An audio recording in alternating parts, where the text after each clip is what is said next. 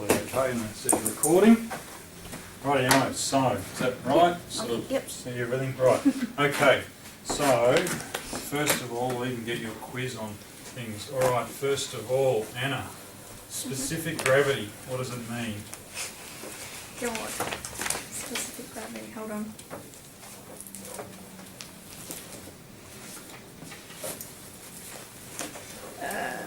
Is that when it's like some ones are like stronger than others? Specific gravity, have a think a word about the word gravity. Something to do with gravity. What's gravity usually do? Like either make something like heavier or lighter? Yeah, so specific gravity says what? Specific gravity, it says relative to our water. Oh my god, that's taking the colour off the... Oh, don't drink it. It's not real good. Just wedged that. Anyway, apart from my fact that I'll just try to destroy the cover top there. The weight? Specific gravity talks about the weight of it. Yeah. Is it more like lead in weight or more like feathers? Oh, and then like oil and stuff and Yeah, so specific gravity. So some materials have a higher specific gravity than other. Can you tell me an example of a lens we don't use very often? I'll give you a clue because of safety issues. That has a very high specific gravity. Is that like lead and stuff? Well, no, in terms of a lens material that Oh, we is might... it the... 1.6. what sort of Yeah, lens? the 1... 1.7. 1.56. There's a name of a particular material, and we have it in some of our sunglasses out there, and you would have felt that those ones are a lot heavier, but we don't use Glass. glass. Yeah. And so, an example for sunglasses, following on from our Maui gym training the other day, with sunglasses, which things wouldn't we advise, what type of lens wouldn't we advise for someone who's riding open face helmet, for instance? Glass. Glass. Why? Because in case it like shatters and goes into their eye and then can cause eye trouble. So we avoid glass because it's heavy, but also it has so that's an example. Can you give me an example of a lens that has a particularly low specific gravity? Plastic. Plastic has a lower specific Yeah. gravity, and within plastics is there one that I gave an example of that's particularly not only just a little bit lighter, a little bit thinner, but also quite a lot lighter than standard because of the fact it has a low specific gravity.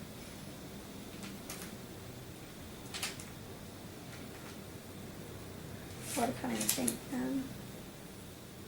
Do you mean like the rimmers and stuff? Is that? Yeah, well, it has a relationship to that, but I think what it's more to do with, there was a lens that I talked about, a particular index material that we quite like because it has, not only is it a little bit thinner than standard, but it's quite a lot lighter. It has other properties as well, but it's one of the reasons why it's not a bad lens. Yeah. Roman, do you know the answer? Is the polycarbonate? Yeah, I suppose it probably has a low specific gravity, yes, but there's another one that I was probably thinking of, 1.5. 9? No, 1.59 is polycarbonate. Okay. One that's on our lens mat, and if you look at it, it's probably one that we says it's also got it's also 8 times more impact resistant than standard plastic. Which one's 8 times more impact resistant than standard plastic? 0.9? No, you said it's on here, didn't you? It's on our lens mat. I don't have a lens mat. So yeah, pass her over and have a look. So what number was it, sorry? I say it's on our lens mat. It's a little bit thinner than our standard lens, the standard 1.5, and we have it's 8 times more impact resistant materials. Hence, we recommend it for. Is that the OB36? Is that what it's called? We recommend it for kids. Oh, I recommend it for kids.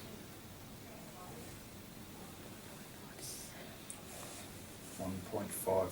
Oh, 1.53, and it's got a UV in it as well. Yeah, that's right. So a lot of nearly all the materials that aren't 1.5 have UV. Just the higher index material naturally cuts out that slot, that end of the spectrum as far as UV. It doesn't cut out glare, but does cut out UV. So it's often a nice feature of people who aren't glare sensitive don't wear sunglasses, a bit slack with all of that. Yeah. You know, any material that's got UV in it as well and happens to be tougher and more impact resistant and all the rest of it, well, you are improving the ocular health outcomes for them because you're actually including some UV in there along with all the impact resistance. So 1.53 is a material that has a lower specific gravity. Okay, now I probably won't go into one of those things is we'll get a sheet with some of those things in a bit later. Alright, so another quiz to see how much it took in with the other things. Some materials, what is refractive index? What's it refer to? 1.5, 1.6. Exactly. I'm not sure. I was giving index numbers, wasn't I? Yeah, so they're That's index what it numbers, is. they're an example of a refractive index. What do they actually mean? Not the strength. No, so they're an indication of how well the material bends, Oh, the curving Yeah. how well it bends what? Yeah. Bends what? light. Bends light, exactly. So Yeah. how well it bends light. So the higher the number, it tends to bend light It's more or less? the higher it bends, the better. Yeah, so the higher index, the better it bends Yeah. light. Okay, so a 1.5 lens versus a 1.6 lens. A 1.6 lens Will for the bend. same curvature and same shape of the lens will bend the light lens more. Or So it may- alternatively, it means that we have to use a less steep curve Yeah. to bend the light the same amount. In other words, you can make a +4, if you like, as an example. You can make a +4 with less material and less curve in a 1.6 than you can in a 1.5.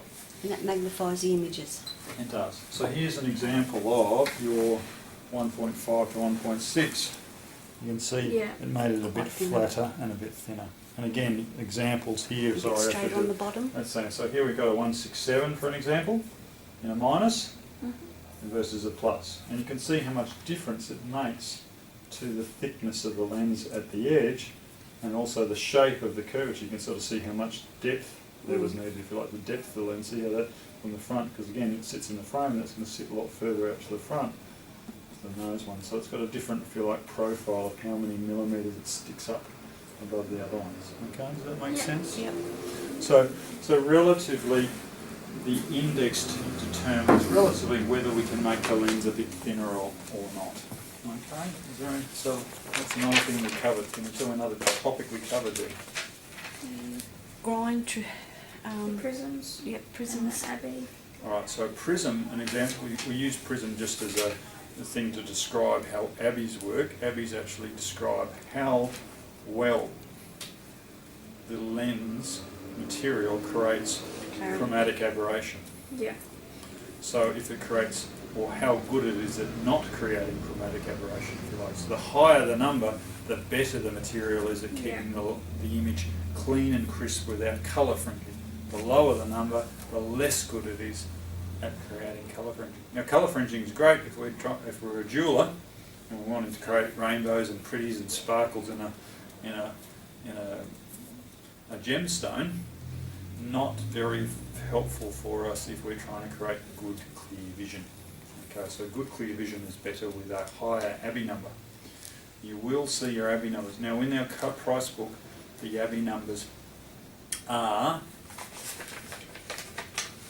written on a lot of the material, but they're not necessarily written on all the lens guides. They're certainly written on the single vision stock and the single or finish date and the single vision grind. After that, it's assumed that you've read it so often that when you go to look at a progressive or whatever, that you'll sort of have a good sense of what those materials are. There's too much information to try and impart that on top of everything else for the progressive. So there's information there if you ever get caught and you're going, oh, which material is best? I'm looking at the progressive lens mat, but I don't know which material I should recommend, or I just want to check what might be the best material to recommend. You can go back to your single vision stock and just have a look at the descriptions of each of the materials and what those materials do and what the benefits are.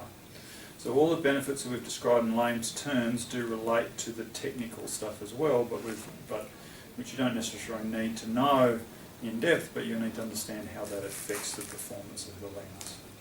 So a good Abbey number or is a high or a low number? High. High. And The higher the Abbey number, the better. the better, exactly. The more clarity, the better More the clarity. clarity and stuff. And is that more significant if the prescription is lower or higher? So if people, if it's +1 or a +6, which is more critical to have a good Abbey number? +1. It's only +6. +6, okay. So the higher their number. prescription, the further away they are from 0. I suppose if you like to think of prescriptions as a continuum, 0's no prescription, then we move into the plus, Yeah. and then we move into the minus. So, again, prescriptions range like this. Our 0 point, what do we call 0 in optics? We don't tend to quote 0, we call planar to make sure that we know that, and then we go into our plus directions and minus directions. So the further they go out in the plus and the minus, the thicker the lenses get. Here is an example.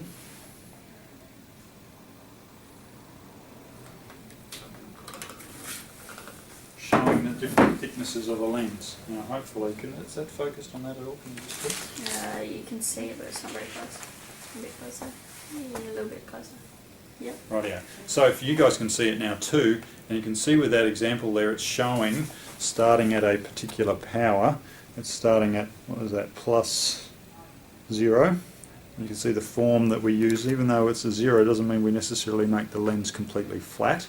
There is a best form or best curve, and then it goes to +1, +2, +3, +4, and you can see how the thickness increases. So this is with a standard thickness lens. Okay, and here it is in the minus, and again you can sort of see how as the numbers go up, as the prescription gets stronger, the lens gets thicker. But with those increased thicknesses, or if you like, creates greater, and you can sort of, if you think of those, dividing those up into wedges of a prism, you can see that looks like a thicker amount of prism, if you take out the curve, versus that one. And you saw the prismatic effect creates the one rainbow on things, okay? So basically the higher the prescription goes, the more the optical performance of the material is important.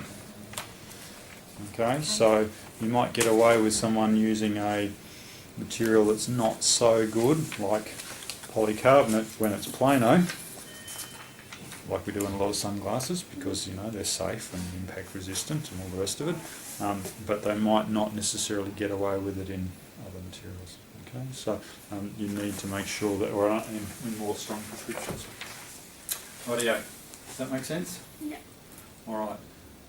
I'm going to write down a couple of questions, and I want you to have the answers for me. So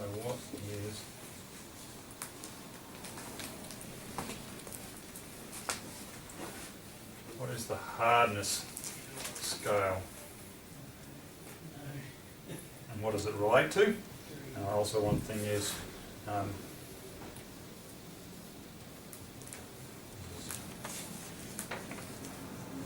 this is the next topic we're going to cover a little bit, so I just want to see if you have a sense of what that is. Now, what is aspheric? And what, I suppose the other thing is, what types of lenses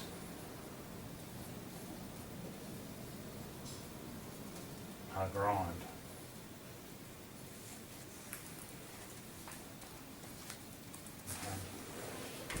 Okay. I'll let you have a think about that. I'll be right back. So I'll let you think.